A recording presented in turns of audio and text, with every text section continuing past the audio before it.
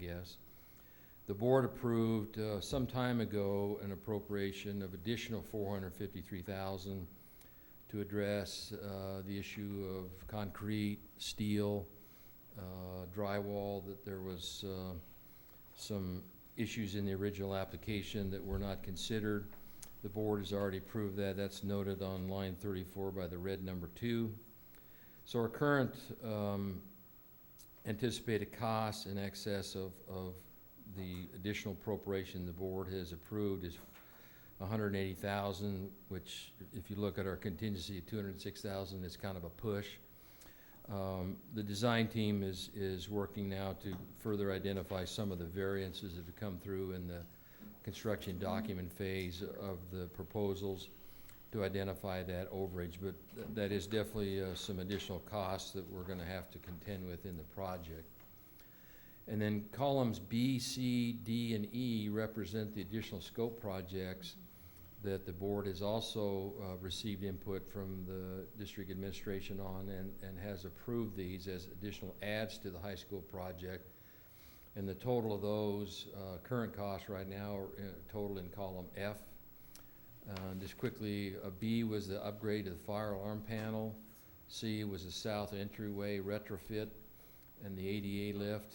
You'll be able to now come from Riverview down a handicap approved ramp and or steps. It'll be a combination of both. And then you'll get into the doors. We're also going to be replacing the doors for the south entrance. And then once you get inside, there'll be an ADA lift to get you down to the commons floor. So then our community members can come and go into like the Glenn Miller Auditorium and still use that exit. This is not going to be our front design anymore. That is on the big parking lot. That's the main entrance, but this will still be a community access for special events and things of that. And it will also serve as an exit out of the building as well. Column D is the handicap parking off the main lot. These are going to be 8 handicap stalls. It'll be up in that grass area, just kind of on the north side of the building. So when you actually get into a handicap spot, you'll be on level ground and not on the slope in the big lot. So this will be a way better situation, and they'll be right at ground level, so people can then just go right into the entryway into the commons area. And then column E is the old gym air conditioning. This is at this point is not designed to be a custom drop down of air conditioning, you know, every 20 feet. This is more a couple large air conditioning units with some fans to have a general distribution of cooler air into the gym. It's not going to be a 70.5 type of situation, but it's definitely going to help the overall comfort of our gymnasium participants and spectators, especially during the summer months. So when you go over to column F, you see the total of those projects. And if you look online, once again, the grand total line, which is line 30 in column F, you see a projected total cost of $1,190,350. The board had approved the scope additions of these projects, and the initial estimation was $1,541,000. So right now we're under budget about $351,000 on these additional scope projects. So that's great news. You can look at the main one is the upgraded fire alarm panel in column B. We're going to be under budget by about $364,000, and that was just less wiring, less controls, less a little bit of everything. And they had their team in there and got some solid bids for cost estimation that just brought that project just significantly less than we first anticipated, because that was a late arrival of adding that additional square footage to the building, and once that occurs, that triggers a fire alarm upgrade. So that was significantly good news for the district to see those costs come in definitely less.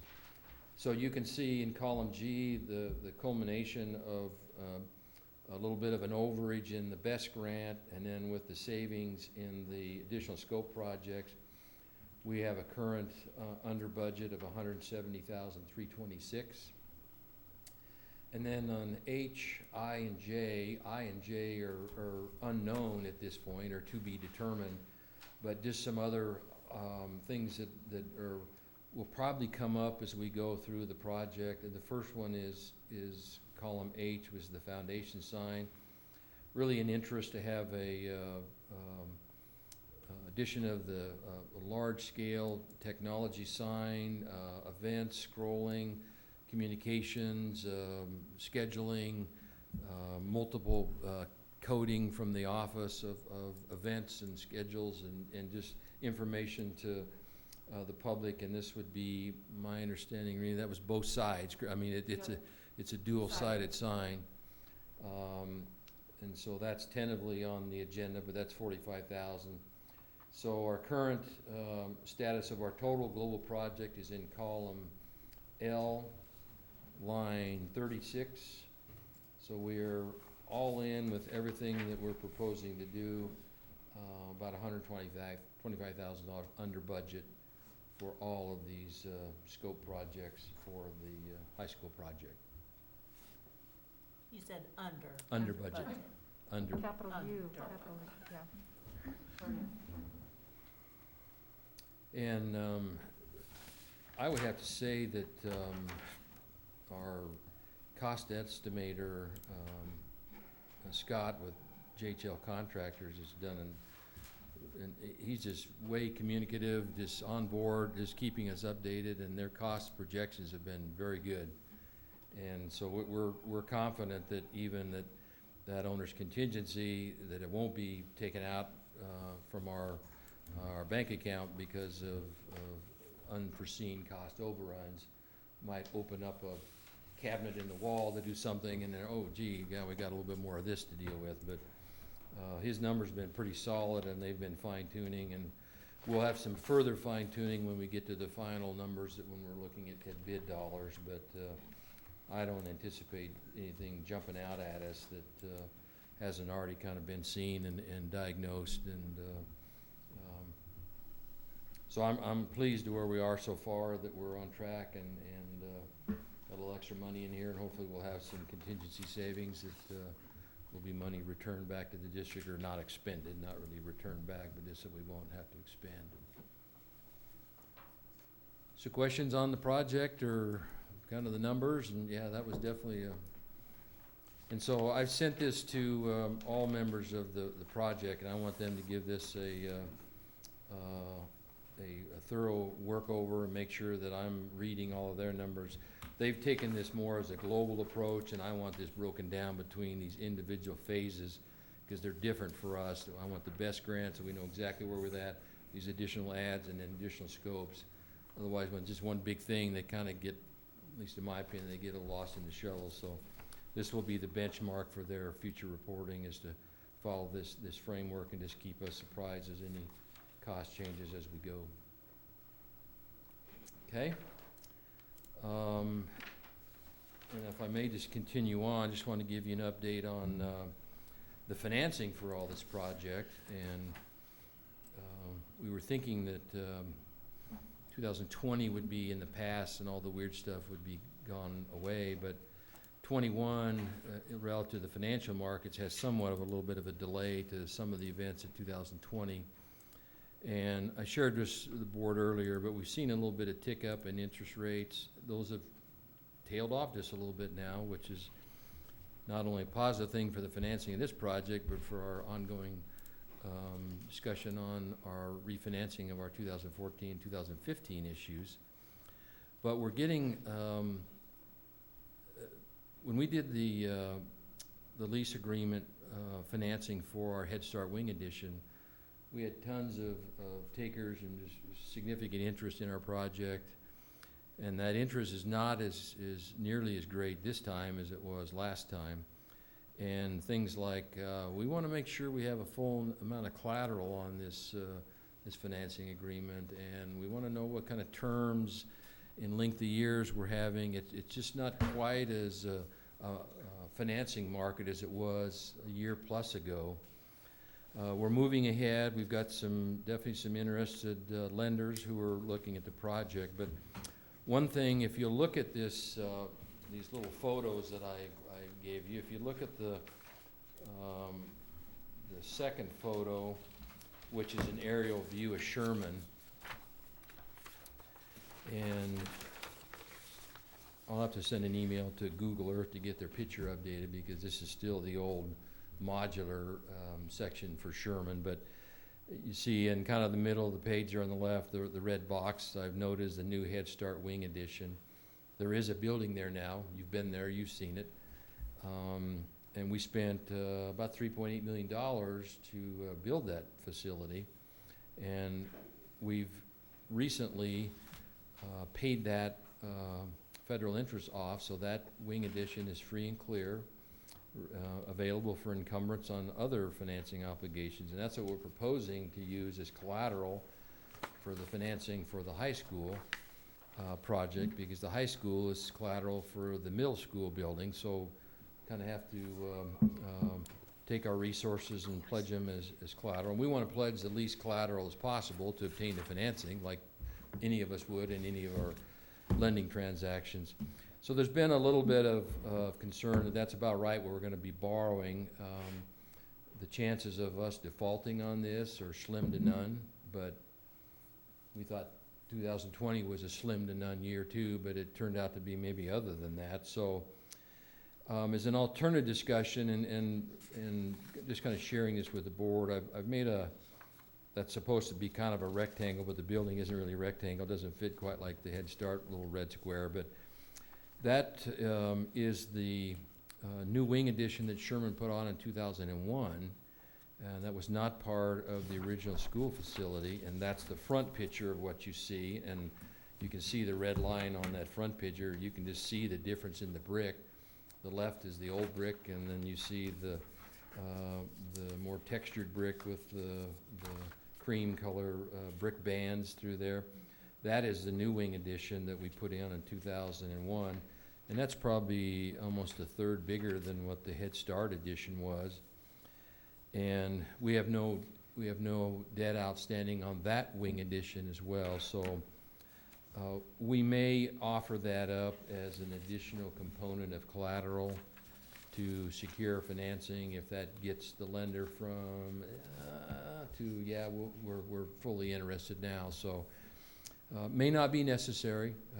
Our hope is that here's our original proposed collateral and that they'll be acceptable to that, and we're a solid financial district and we'll pay our bills. But if that does just come to fruition, we may offer that up to secure financing to complete our best middle school grant. Any concerns or comments about that whole process?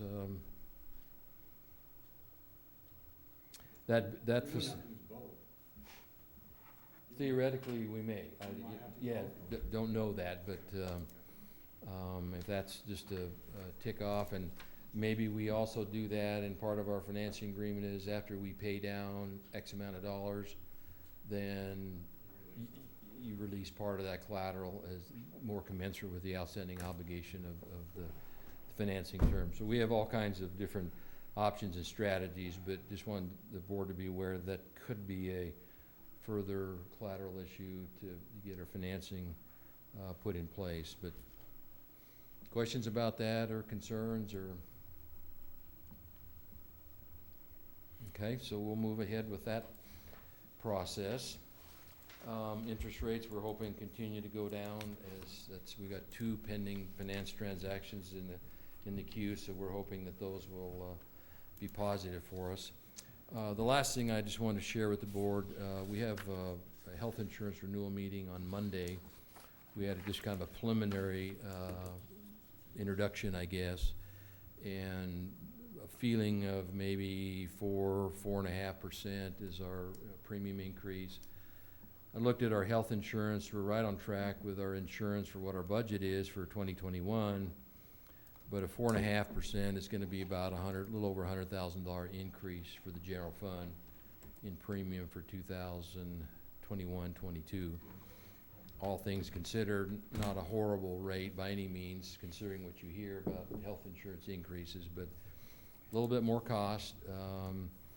But I don't have a whole lot of concerns about some of our increasing in costs relative to what we're preliminarily seeing is additional school finance funding that the governor's proposed, soon to be addressed by the legislature.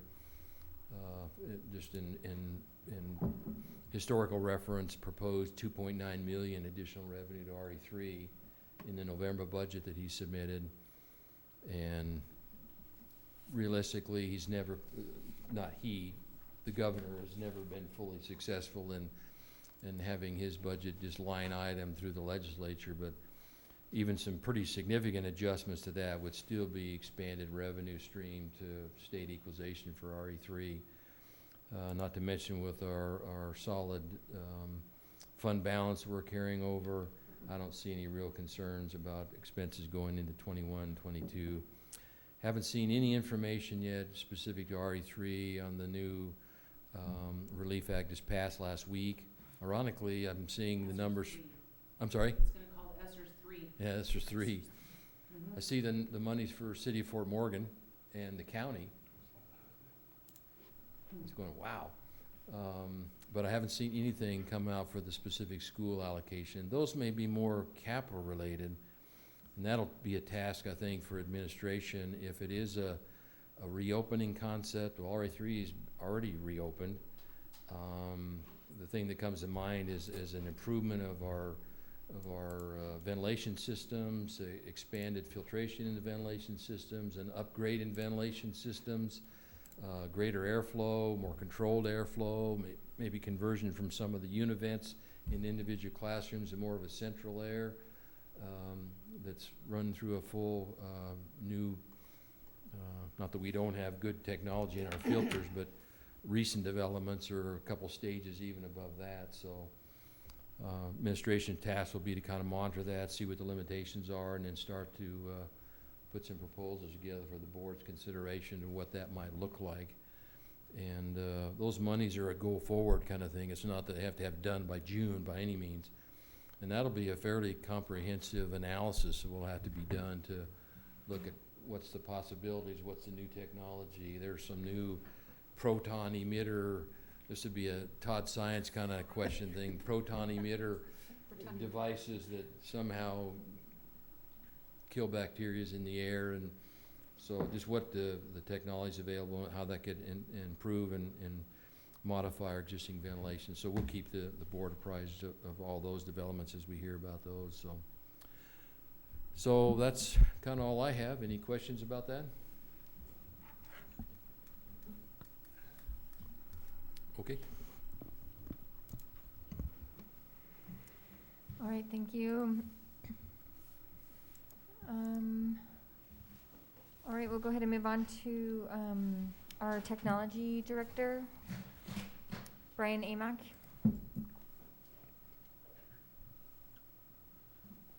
Well, he's coming out, Terry, under HR, would it be possible to get are we still doing vaccinations first shot? I can give you a quick update. Okay, Brian and I yeah, just so chatted. yeah.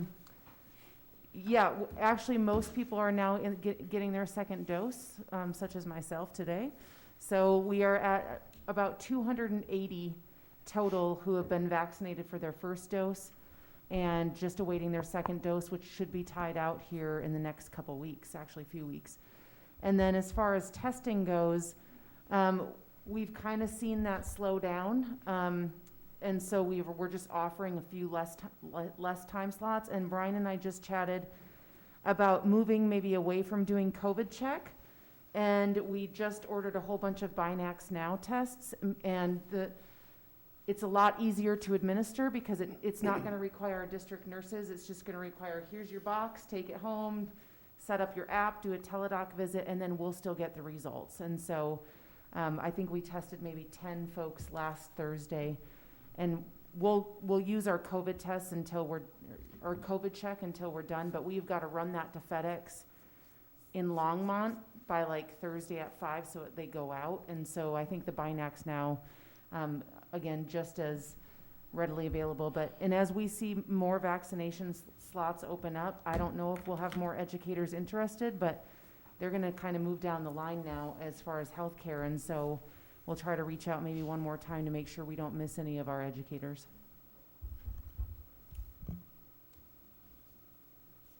Okay, thanks. All right, Brian. Okay. We're in the time field of updating our contract with Internet.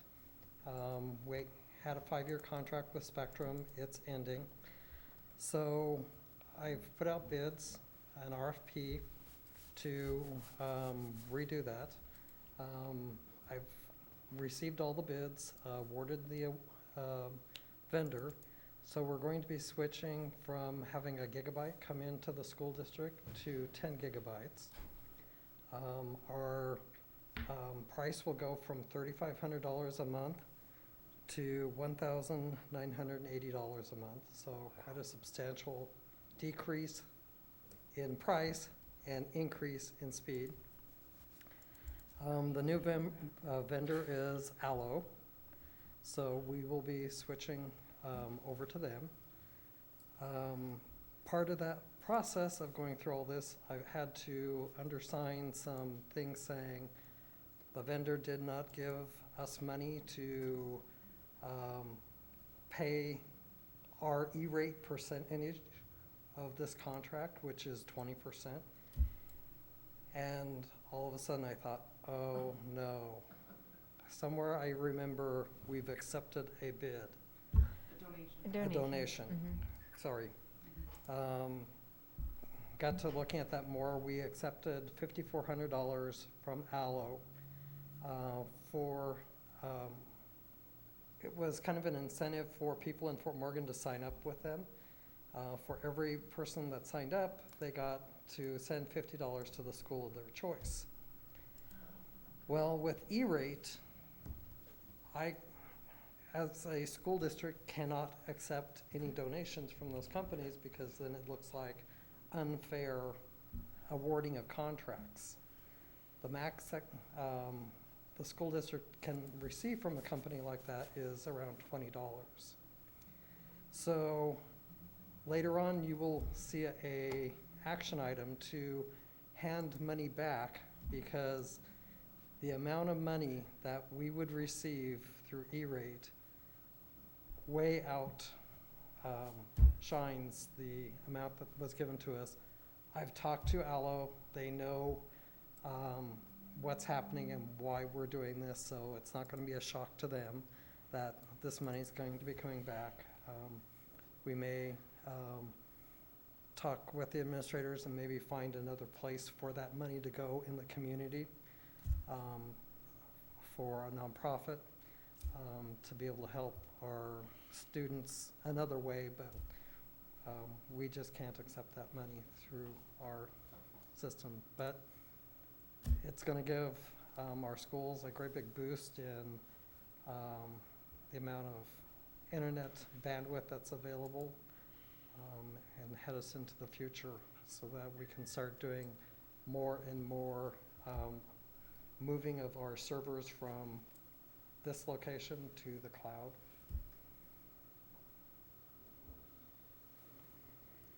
Any questions? Perfect. Good catch. Yeah. So I just want to reiterate, Mike said we're under budget for our construction, and you're saying that we're going to get more internet for less money. Mm-hmm. Don't get used to it. I'm gonna say enjoy it while it lasts. Just clarifying. I'm sure at some point, but we also had 5 vendors bid for this, which for the longest period of time, we had one vendor that could bid, which would have been CenturyLink. And then Charter Spectrum finally came in and they started bidding things.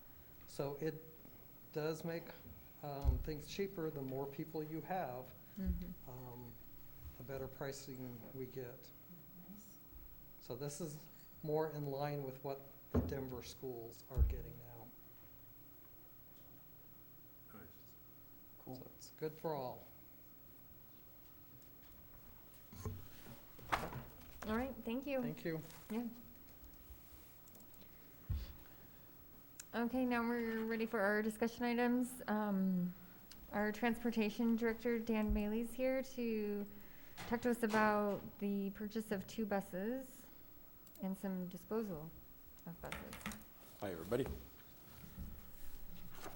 I kind of boiled this down to a chart. You're more than welcome to look at the bids. I got 3 different bids. I got from Bluebird, International, and Thomas makers of buses. In the long run, the Thomas quote you'll see is the cheapest, but it's a diesel, and it's a 4-cylinder diesel. And we've had nothing but problems with the emission systems on these. And so when we're looking at purchasing the buses, we're inheriting those emissions problems for the life of that bus. Dave and I, we sat down and we really looked at it really, really hard, and we pulled out some receipts from diesel emission repairs, and we just don't want to inherit that anymore. And the gasoline engines are as good as the diesel engines now with the technology that's available. The other, we leaned more towards the Bluebird. Biggest reason what that boiled down to, I believe the international price was just a little bit less. But when we got to looking at what the engine, drivetrain, we discovered that the engine is actually from China. We weren't too enthused with that. We went with the Bluebird. That's what we leaning on, the better warranty, much better support. We get a lot, I mean, even right now today, a lot of support, way better support from them. Did you identify before which vendor? Sorry, yes, absolutely. Colorado West is the Bluebird vendor. I think it's McCandless is the international, and Midwest Bus Sales is for the Thomas buses. So I'm asking permission to go ahead and purchase 2 buses on this fiscal budget, and 2 more. The reason the 2 and 2 is that Bluebird said that they would, Colorado West would lock in that price for us. So these buses, these 4 buses would be the same price across the boards. Then another thing we would like to do is we've got 4 buses that are just collecting dust, aren't any good to us. I'd like to take them off to our auctioneer that we used in the fall, just over in Brush. They did a really good job for us. We really got a whole lot more back than, and I'm sorry I don't have those numbers, but a lot more than we expected. We only expected about $2,000 a bus. One bus brought $16,000. So it's like, okay, kind of like to lean on them. Did you use And of course, make room, sorry. Did you use the internet option when you sold those buses? Because that seems to really help. Both. They Both. had the in-person, that's the auctioneer's Yeah, thing. yeah. They do both. They take online. Definitely worth bids. the extra. I'm fee. sorry? It's definitely worth the extra fee to do that. Yes.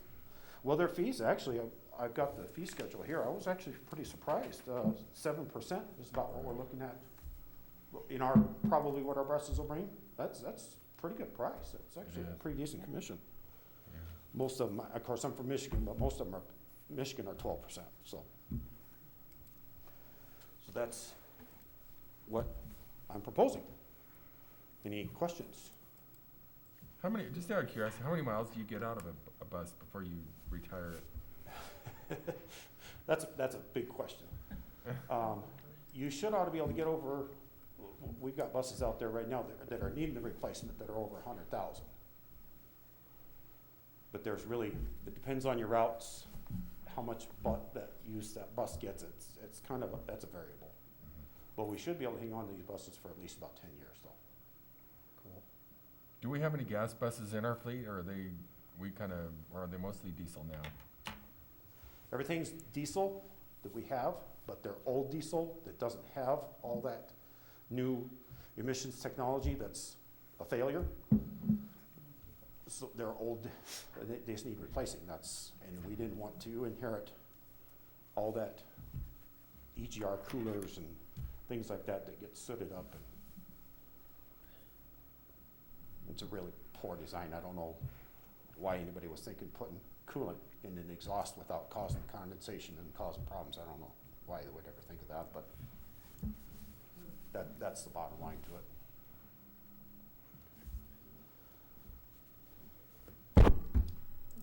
Sounds good.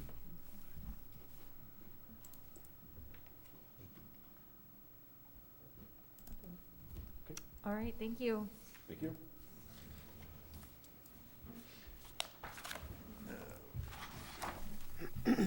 All right, we'll go ahead and move on to our consent agenda.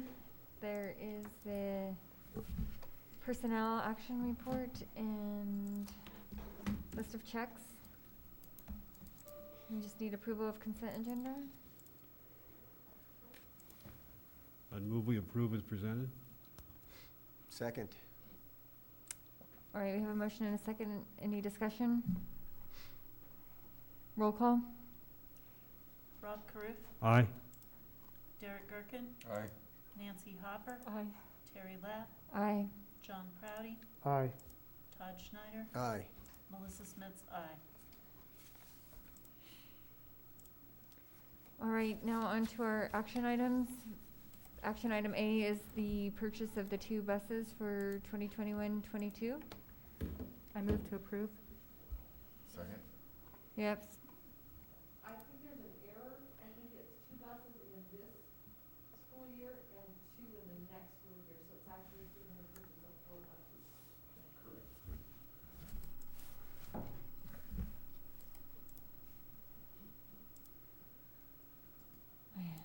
Do you want to withdraw your motion and restate it? I'll withdraw my second. I'll withdraw my motion. I'll withdraw my second.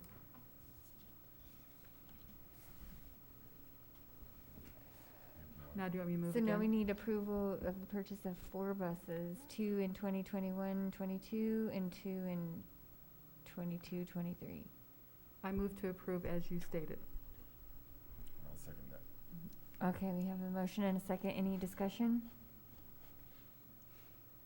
Roll call? Rob Carruth, Aye. Derek Gerken, Aye. Nancy Hopper, Aye. Terry Lapp, Aye. John Proudy, Aye. Todd Schneider, Aye. Melissa Smits, aye. Thank you. Just real quick clarification, are you thinking 22, 23, Dan? No, the agreement I had, the tentative agreement I have with Power West is 2 on this fiscal budget and then 2, so it'll be 2021, and then 2 more in 21, 22. correct. So I stated it, so this is 2021-22 school year, which is not what we're in right now. No, One, 2 this fiscal year, 2 next. So 2 in this current school year that we're in, and then 2 in our next. So yeah, we did do that. I said that wrong. correct. Do you want me to rescind? So yeah, we will take it back. I'll withdraw my motion. I withdraw So- my motion to approve. Okay, we withdrew that, and now what we want to approve is the purchase of 2 buses for the 2020-2021 school year, and then the 2021-22 school year, 2 buses. I move to approve.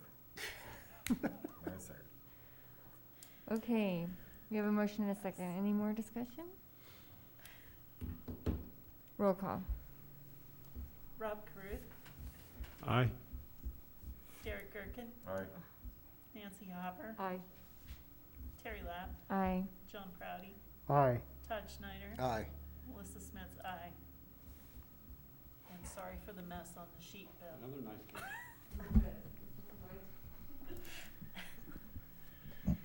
Okay.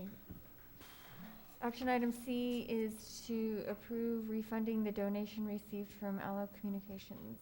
You know what we didn't do is vote on the disposal The of the disposal. 4 buses. Oh, well, we didn't. I was just moving right along, because we voted like 4 times there. I move to approve the disposal of 4 buses. Second. Okay, we have a motion and a second. Any discussion? Was that like any time? Sorry. You can pick any school fiscal year. It's in the 20s. I was waiting for somebody saying who's on first. No, because we have the 2020, 2021 brochure there, so we're going off that it's going to be in this school fiscal year. All right, fair Okay. enough. All right, roll call. Rob Carey, Aye. Derek Gerken, Aye. Nancy Hopper, Aye. Terry Lapp, Aye. John Crowdy, Aye. Todd Schneider, Aye. Melissa Smith, aye. Okay, now we'll go on to C, to approve refund of the donation to Allied Communications. I move we approve. Second? We have a motion and a second. Any discussion? Roll call. Rob Carey, Aye. Derek Gerken, Aye. Nancy Hopper, Aye. Terry Lapp, Aye. John Crowdy, Aye. Todd Schneider, Aye. Melissa Smith, aye. All right, on to our advanced planning. Next week is spring break, March 22nd through the 26th. We have a work session for the April meetings on March 29th. And our next regular board meeting in April is April 5th, and then one on April 19th. That's all we have for tonight. I'll adjourn. It's 8 o'clock.